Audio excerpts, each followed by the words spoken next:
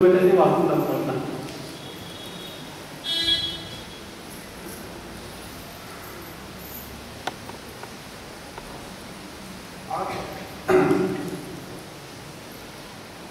आज श्री गुरुपौर्णिमा आहे. गुरुपौर्णिमा हा दिवस प्रत्येक भक्ताच्या जीवनातील अत्यंत महत्त्वाचा दिवस आहे.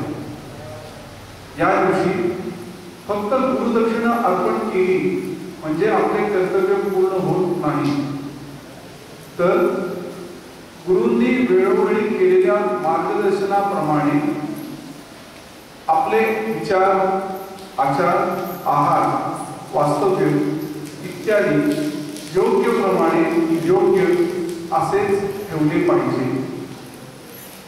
हेच आता यापुढे आपले कर्तव्य आहे.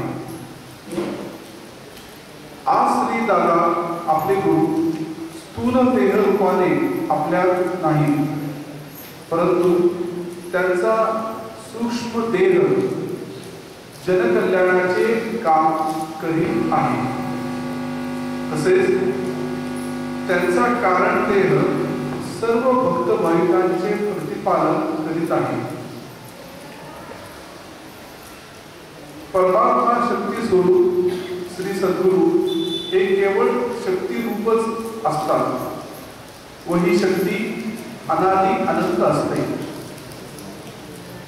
केवळ काही विशिष्ट कार्यासाठीच व्यक्तिरूपात ही शक्ती व्यक्त होते. भक्त भाविक आपापल्या भक्तीनुसार सद्गुरूंचा जन्मदिवस, जयंती, शुभदिन इत्यादी उत्सव साजरे करतात.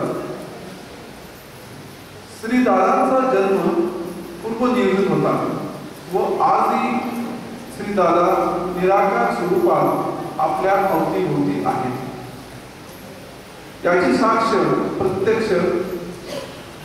याची प्रत्यक्ष साक्ष व जाणीव आपल्या सर्वांना आहेच, आणि हेच आपल्या सर्वांचे सद्भाग्य आहे.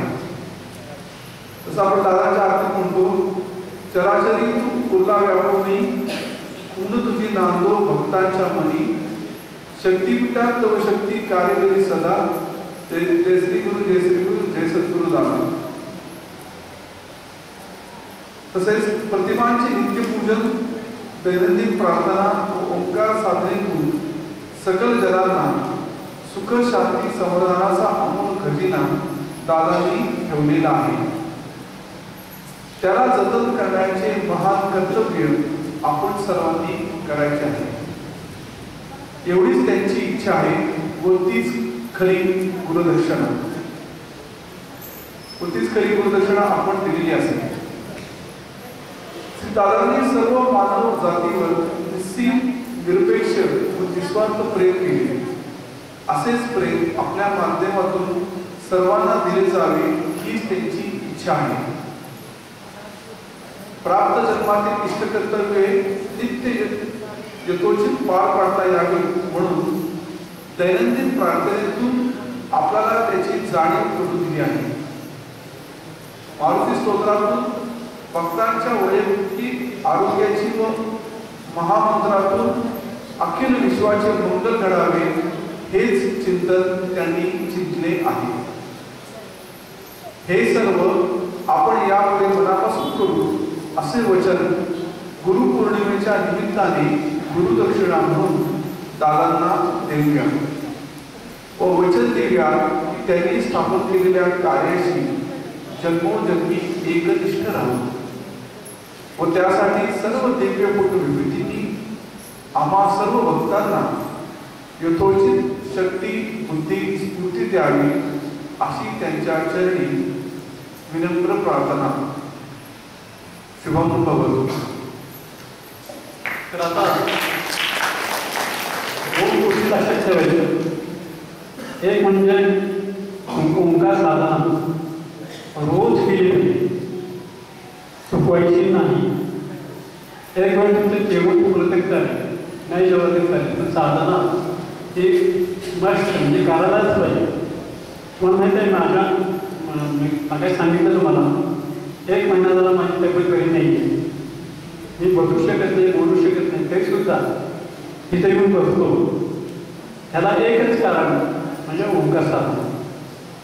काही झालं तरी मी ओंकार साधना चुकवत नाही, रोज साधनाही करतो. त्याच्यामुळे मी इथे येऊ शकतो. तर सर्वांनी साधना करायची. आणि एक गोष्ट की पारमार्थिक प्रश्नावली ती रोज बदलायची. आपल्याला काय चुकते, उद्या त्यात बदल करायचा, परवा करायचा बदल, हे मात्र लक्षात ठेवा. एक साधना करायची आणि पारमार्थिक प्रश्नावली रोज वाचायची. ते त्यात खंड पाठवून घेऊ नका. आणि ते केल्यानंतर तुमचं जीवन आपोआप बदलेल, लाईफस्टाईल बदलेल तुमची. आणि तुमच्या मग काही सांग तुम्ही ऐकला भेटत आताच्या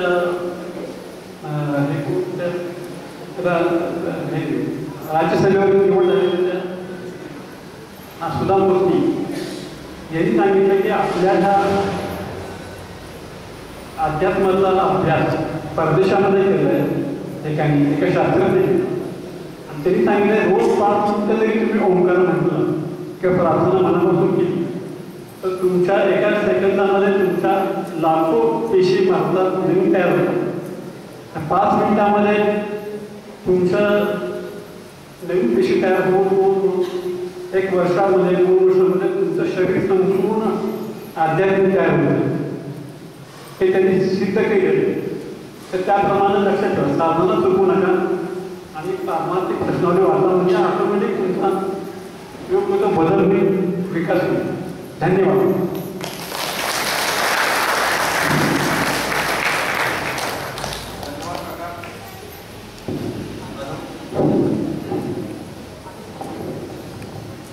आपली तब्येत थोडीशी नाजूक असून देखील लोमचेकाकांनी आजच्या या दिवसाची महत्त्व आणि आपण सेवकांनी ओंकार साधना करून आपल्या गुरूच्या प्रती आणि आपलं आयुष्य चांगल्या पद्धतीनं त्याचं पालन करावं या संदर्भात जे मौलिक मार्गदर्शन केलेलं आहे त्याबद्दल काकांनी पुन्हा एकदा धन्यवाद. यानंतरचा पुढचा कार्यक्रम होत आहे म्हणजे बक्षीस वितरणाचा. मी यानंतर सांगतो की गोलपट सरांनी आता ज्या विद्यार्थ्यांनी गुणवत्ता प्राप्त केली आहे अशा सर्व विद्यार्थ्यांचं मी नाही, मला त्या ठिकाणी पारितोषिक देऊन त्यांना गौरवण्यात आता हे बंद करू आपण, शूटिंग बंद करू काय मग? सर्वात प्रथम पाहिजे आता इथंपर्यंत